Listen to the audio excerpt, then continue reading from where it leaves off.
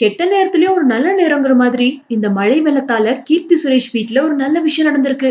இது என்ன மாயம் ரஜினி முருகன் படங்களை பார்த்தவங்களுக்கு கீர்த்தி சுரேஷ் யாருங்கிறது கண்டிப்பா தெரியும்.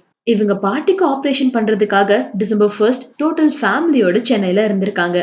ஹாஸ்பிட்டல்ல பாட்டி அட்மிட் பண்ணிட்டு வீட்டுக்கு வந்து பார்த்தா சென்னையில பெஞ்ச மழை வெள்ளத்தால முக்காவாசி வீடு ஃபுல்லா தண்ணி.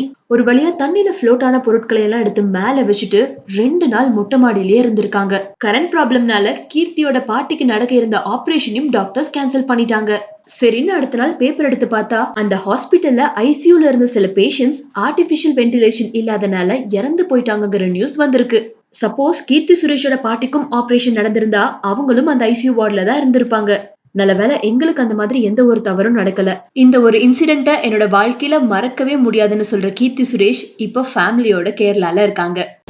பெரிய பாதிப்புல கூட நான் உணர்றது இன்னொரு மனுஷன் ஒரு ஹெல்பிங் ஹேண்ட் இருந்தால் டெஃபினட்டாக இந்த மாதிரியான நேரத்தில் அது மிகப்பெரிய உதவியாக இருக்கும். நம்ம வெறும் அரசாங்கத்தை மட்டுமே குறை சொல்கிறதுனால மட்டுமே எந்த லாபமும் இல்லை.